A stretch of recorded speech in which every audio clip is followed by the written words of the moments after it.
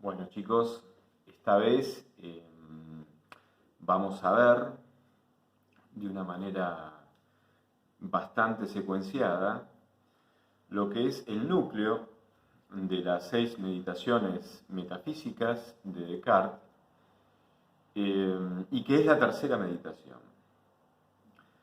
En realidad todos los esfuerzos de las dos primeras meditaciones, y yo lo he mencionado esto en los videos correspondientes, todos esos esfuerzos se fueron orientando hacia esta meditación tercera. A partir de la tercera meditación, Descartes establece un camino reconstructivo.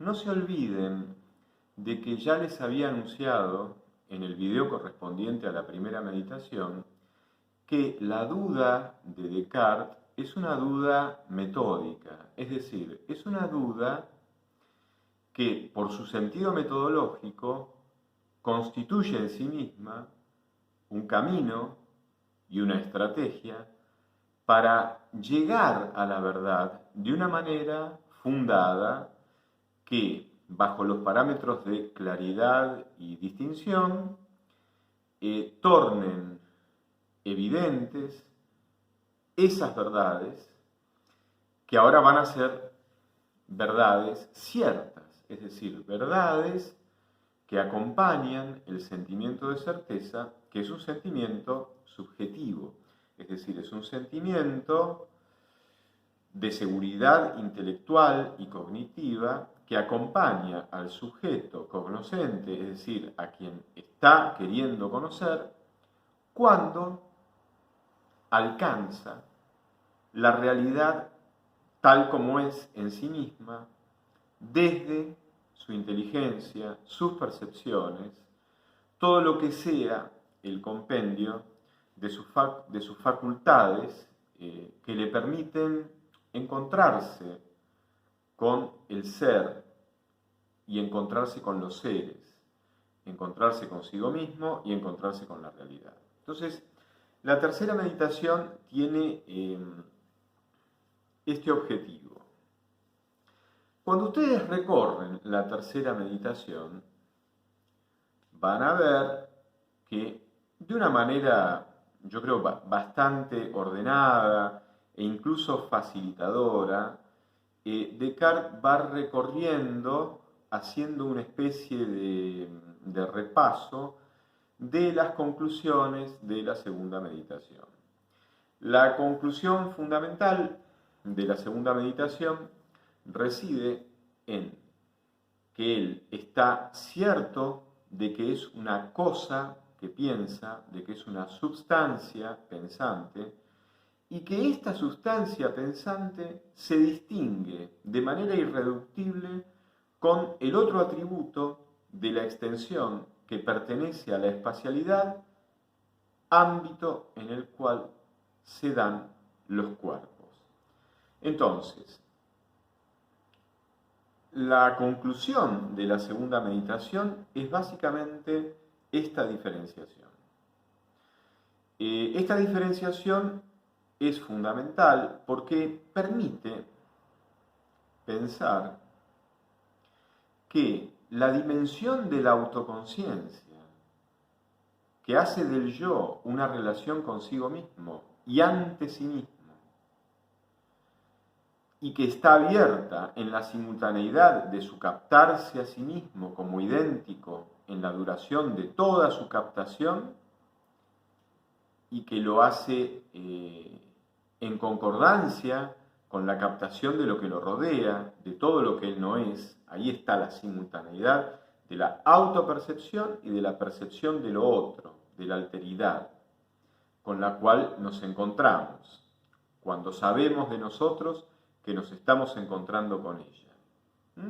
A cada instante, mientras ustedes están viendo este video, saben que están viendo este video, saben de sí mismos en el acto de que son idénticos en el transcurso de todo este video, mientras están tratando de pensar y de entender lo que van escuchando. Este transcurrir es un transcurrir de simultaneidad entre la autopercepción de la propia identidad que permanece a lo largo de la duración en la cual ustedes perciben otras cosas. En este caso, esta clase sobre la tercera meditación metafísica de Descartes. Entonces, la tercera meditación comienza con Descartes recordándonos que había llegado a esta diferenciación fundamental. Esta autoconciencia marca la dimensión espiritual, que está dicha en la tercera meditación y a lo largo de las meditaciones como pensamiento. Descartes dice, soy una cosa que piensa, soy una cosa pensante, soy una substancia que piensa. Bueno, esta dimensión espiritual, en donde se van a incluir la voluntad, la libertad, el deseo, el sentimiento, etc., es totalmente irreductible a la dimensión de la extensión, en donde aparece la dimensión de la materia, la dimensión de la energía, todo el discurso New Age que tiene que ver con la materia y las energías, definir el amor, por ejemplo, como lo hacen ellos, como una cierta energía, es decir, como algo que me impacta, me abre, me subyuga, me place, me gusta, me llega y a su vez provoca que yo me abra y reaccione proporcionalmente, dando algo mío, facilitando entonces la concreción así de un encuentro. Esto que está de alguna manera descrito en términos New Age como un intercambio energético, es una descripción que no hace justicia en absoluto a lo que el amor es en términos profundos como dimensión en donde se expresa la libertad, la inteligencia, que por supuesto incluyen el placer, la atracción, la belleza, el encanto, la pulsión. Todo eso está integrado. Pero el amor va mucho más allá, porque en el fondo un cuerpo, un cierto encanto, ciertas características que me provocan sensaciones placenteras y que me abren a un encuentro energético y material, ese cuerpo, esa persona dimensionada en esas capacidades más sensoriales y carnales de abrirme a mí, encantándome, eso puede ser reemplazado por muchas variantes. En cambio, un alma no puede ser reemplazada por cualquier alma. Un alma no puede ser reemplazada. No puede ser reemplazada por otra alma. Entonces, en el amor que va hasta el fondo, está integrado el encanto, lo sensual. Todo eso es absolutamente necesario. Pero el amor se dirige con todo ese arsenal que posibilita encuentro, goce, intercambio energético, sensorial, etc., el amor posibilita un encuentro de almas, en donde aparece la libertad de descubrirse mutuamente como almas. Y las almas son irrepetibles, con lo cual no son reemplazables. Y por lo tanto, el amor me abre a la expectativa de un camino sin fin. No hay un límite para amar. Y no lo podemos pensar con límites. Y además me invita en este camino sin fin a que mi libertad se despliegue responsablemente, decidiendo hasta el fin. Esto en términos de condiciones. Después, por supuesto, que la realidad concreta seguramente que muestra que las cosas se interrumpen o se rompen. Pero eso no quiere decir que las dos dimensiones, la dimensión corpórea, energética, causal, acción y reacción, se puede identificar a la dimensión espiritual. Entonces, esta distinción que hace Descartes ya es muy fundamental, es muy importante para tener en claro esta distinción entre el pensamiento y la extensión que tiene, por ejemplo, una retraducción como la que yo acabo de hacer entre la dimensión espiritual y la dimensión sensorial, energética, material, de acciones y reacciones, más psíquicas, que son como resortes más mecánicos. Entonces, la tercera meditación retoma de esta diferenciación. Y en la primera página de esta tercera meditación, Descartes dice, bueno, yo quisiera avanzar un poco más. Yo ya sé que soy una cosa que piensa, una substancia. La palabra substancia él la toma de Aristóteles. Si recuerdan, en primer año, la substancia es ese ser que puede subsistir por sí mismo, que tiene la capacidad de estar y ser en sí mismo. Por ejemplo, ¿se acuerdan cuando yo les decía, el pizarrón es una sustancia y el color que tiene la pizarra es un accidente? Porque el color no lo vemos en sí mismo, subsistiendo en sí mismo y separado de todo lo que no sea color. El color siempre lo vemos existiendo y subsistiendo en algo que está coloreado por ese color. La distinción entre sustancia y accidentes. Entonces, cuando él empieza a recorrer este concepto de que soy un espíritu, o sea, soy una sustancia que piensa, en principio se da cuenta de que la actividad de pensar está vinculada esencialmente con la actividad de generar ideas. El concepto fundamental ahora, la brújula, el hilo conductor, va a ser el concepto de idea. Descartes distingue varias clases de ideas. Ideas que creemos que representan cosas externas y que están generadas por cosas externas, diferentes a nosotros, y que nosotros de algún modo las concebimos y las representamos a través de una idea mental. Después están las ideas que tienen que ver con sentimientos o con juicios, afecciones, voliciones. Hay ideas que tienen que ver más con la imaginación, donde nosotros representamos entidades que en realidad no existen en la realidad. Distingue un montón de ideas. Distingue también la idea del mismo acto de afirmar o negar algo, la idea de los juicios. Y ahí Descartes va a decir que reside la posibilidad de la verdad o la falsedad. En realidad, él dice, si yo estoy pensando en una mesa, no sé si existe la mesa, no sé si es producto de mi imaginación, pero en realidad lo que sigue siendo verdad es que en esa idea me estoy representando una mesa. Por lo tanto, no hay ninguna afirmación o negación que quiera vincular a lo que estoy pensando con un hecho extramental al cual mi pensamiento se debería adecuar, al cual debería representar.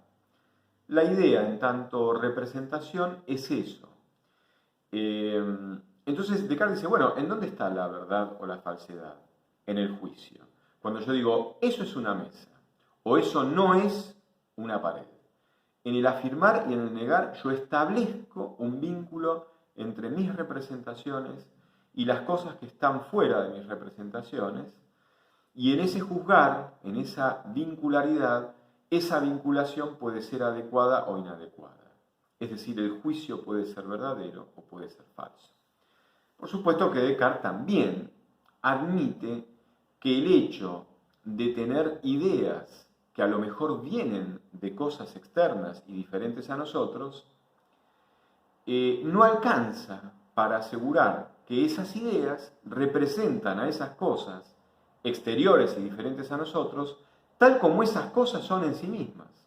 Él abre esta posibilidad desde la cual la idea a lo mejor no se corresponde adecuadamente con el objeto externo que está representando. En ese caso también podríamos pensar en una idea verdadera o falsa, en el sentido de que representa cabalmente o no a ese objeto que intenta representar.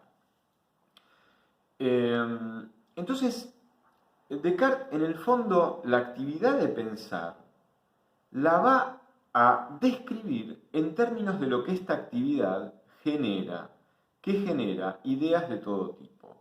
Ideas conceptuales, que representan cosas, ideas de sentimientos, ideas de afirmar o negar, juicios, afecciones, sensaciones. Y entonces,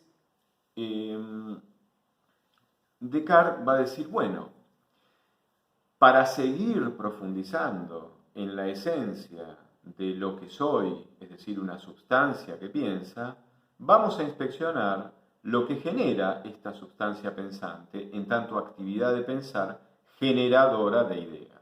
Vamos a examinar nuestras ideas. ¿Cuál puede ser el origen de nuestras ideas? En principio, hay una distinción que él hace para juzgar la verosimilitud, la adecuación que tiene cada una de nuestras ideas, y que de alguna manera él lo esboza y después lo escribe distinguiendo lo que sería luz natural. Cuando ustedes lean luz natural, se está refiriendo a la luz natural de la razón, a la racionalidad que con sus criterios nos permite definir y diferenciar con claridad y distinción las cosas. Y por otro lado, esta luz natural es distinguida de las inclinaciones. Él dirá, a veces las inclinaciones nos llevan a errores o vicios. En cambio, la luz natural me dice que 2 más 3 es 5. Puedo pensar que existe algún Dios todopoderoso que me engañe en esta verdad, en esta afirmación aritmética, pero la verdad, dice Descartes, no encuentro ningún poder luminoso, ninguna luz, ninguna capacidad cognitiva que esté por encima de la luminosidad racional como para que tenga la autoridad de convencerme de que 2 más 3 no es 5 en realidad. No encuentro una luz superior a la luz de la racionalidad. Y encuentro que la racionalidad tiene mucho más autoridad que las inclinaciones, que las sensaciones más reactivas, más instantáneas, ¿no? Que como él dice, muchas veces me llevan a errores y a vicios. Entonces acá también está Descartes presentando a la razón como una luminosidad. Piensen que la palabra verdad, aletheia, significa poner en la luz, desocultar, revelar. Todas las metáforas de la luz tienen que ver con la verdad y por lo tanto tienen que ver con el conocimiento. Si no existiera la verdad, no podríamos hablar de que existe conocimiento, porque el conocimiento, por definición, es el conocimiento de la verdad. No tiene sentido decir que conozco que la Torre Eiffel es un gran monumento arquitectónico que está situado en París, si no es verdad que existe un monumento arquitectónico llamado la Torre Eiffel que está situado en París. Es decir, si no hay verdades, no hay saber, no hay conocimiento. Entonces, las metáforas de la luz también están asociadas a las metáforas que están representando, simbolizando, más que representar, simbolizan capacidades que tienen que ver con poder participar de la verdad. Y esta participación de la verdad se denomina conocer o saber, conocimiento, sabiduría. Entonces, Descartes dice, no hay una luz superior a la de la razón, como para que yo le dé autoridad y credibilidad y pueda pensar con verosimilitud que 2 más 3 no es 5. Si bien es cierto que a veces también las sensaciones, los sentidos, las percepciones, sí pueden ser engañosos. Por ejemplo, él dice, yo mirando al Sol pienso que el Sol es muchísimo más pequeño que la Tierra, desde mi percepción, pero la astronomía, la ciencia, que está gobernada por la racionalidad, me enseña que en realidad el Sol es mucho más grande que la Tierra. Con lo cual, las ideas que a veces representan las cosas no se adecuan a las cosas tal como son representadas. Descartes va a decir después, bueno, no se adecuan totalmente, pero se adecuan parcialmente. Si yo estoy representando al Sol como un objeto que brilla y que emite luz, la astronomía después me confirma que evidentemente es una estrella y que por lo tanto brilla y emite luz. Entonces, examinando las ideas bajo la luz natural de la razón, sin que pudiera identificar una luz, una capacidad superior a esta, a la racional, establece un principio, que en realidad es un principio aristotélico y es un principio escolástico después. La escolástica medieval se nutre mucho de las categorías filosóficas de Aristóteles. Acto, potencia, causalidad. Esto que estamos diciendo.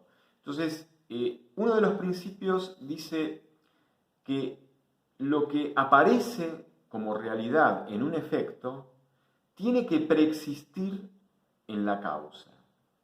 Quizás no de manera idéntica, pero sí de manera potencial o eminente.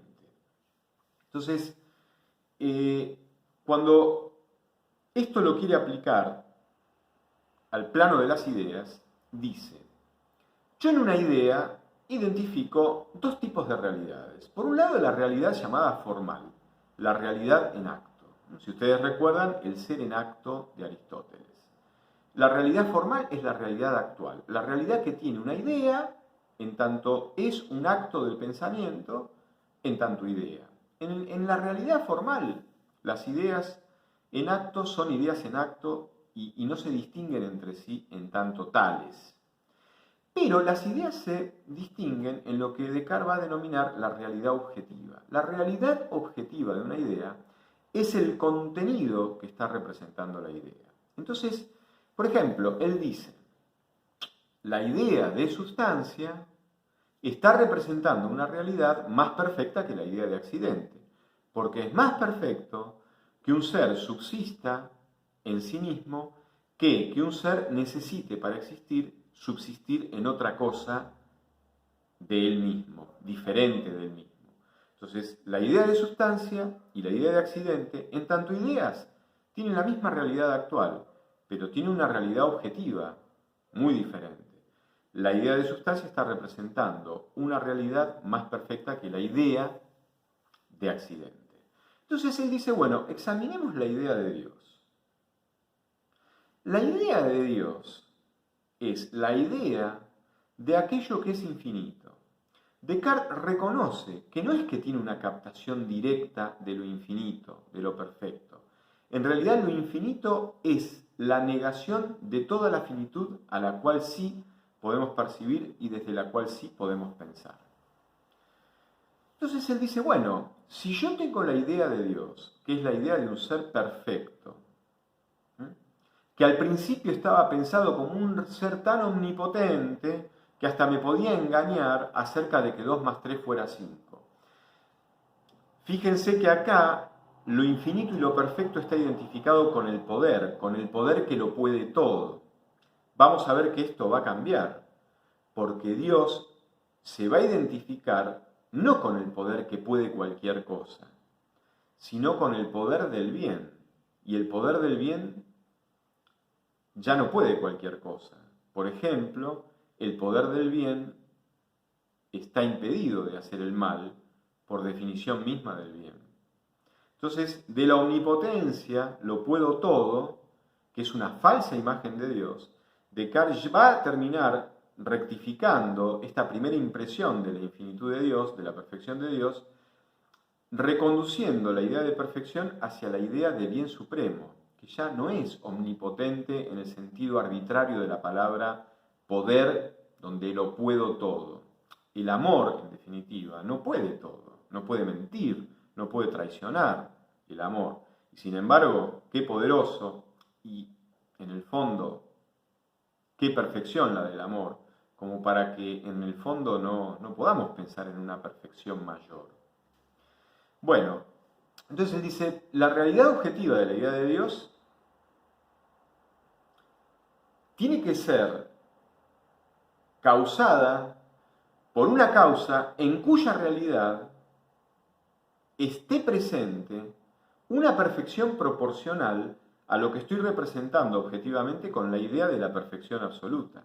Es decir, si mi idea de Dios está representando la perfección absoluta, la causa de la idea de Dios tiene que ser, a su vez, tan perfecta en su propia realidad como la realidad de la perfección representada en la idea de Dios.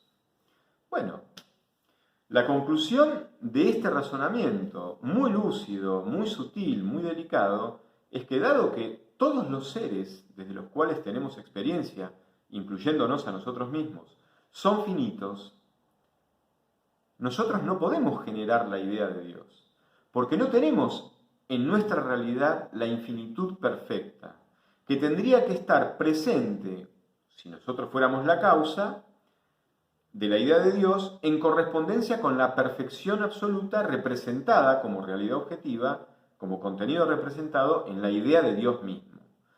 Entonces, en esta idea, Descartes lee que en realidad hay una causa que no tiene que ver ni con el terreno de la experiencia ni con nosotros mismos. No puede ser sino Dios la causa de una idea cuya realidad objetiva está representando la perfección absoluta, porque la realidad del efecto tiene que preexistir en su causa. Con lo cual, a partir de la idea de Dios, Descartes, con este razonamiento, demuestra la existencia de Dios. Y miren lo que dice, que me parece fundamental. Entonces, si yo soy un ser pensante, y Dios puso la idea de Él en mi espíritu, Dios tiene que tener de manera eminente todas las perfecciones que yo reconozco en los distintos seres, empezando por mí. Si yo soy un ser pensante, y pensar es una perfección respecto de no pensar y de no sentir y de no ser autoconsciente y de no ser consciente, entonces Dios tiene que tener pensamiento. Es decir, Descartes va reconociendo las cualidades supremas en los seres de la experiencia y en sí mismo, y dice, entonces el creador, el causante de toda esta realidad, en sí mismo tiene que tener de manera eminente cada una de estas perfecciones. Por eso Dios ya no puede ser un algo, tiene que ser espíritu, porque es causa de mi ser y yo soy espíritu.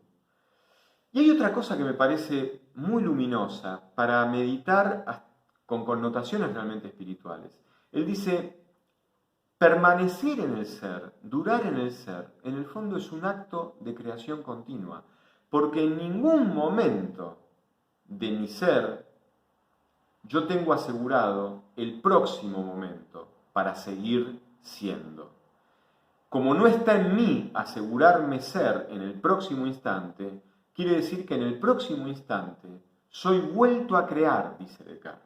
Es decir, mi permanencia en el ser, en cada instante de mi ser, es un don que Dios me da.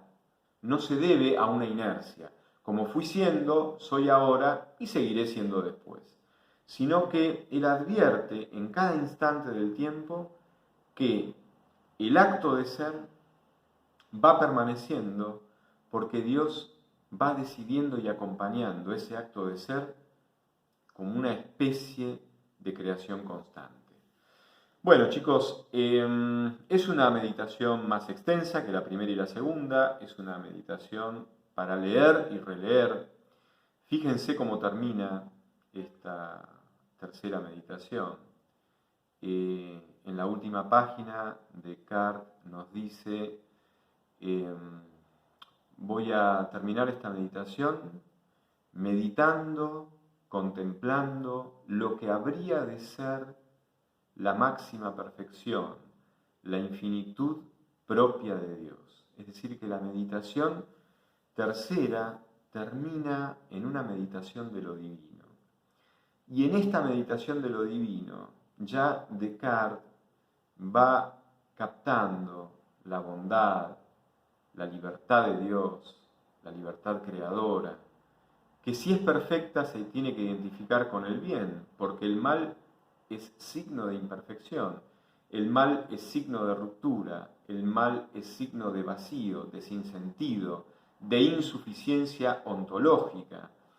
El mal no puede estar presente en Dios, porque Dios, en el fondo, al ser la máxima perfección, es el sumo bien, el bien supremo. Bueno, como siempre les digo en cada video, acompañen la lectura de esta tercera meditación con este video y aprovechen el tiempo de clase para hacer consultas. Gracias por recibir esta clase, estamos siempre en contacto y nos estamos viendo oportunamente.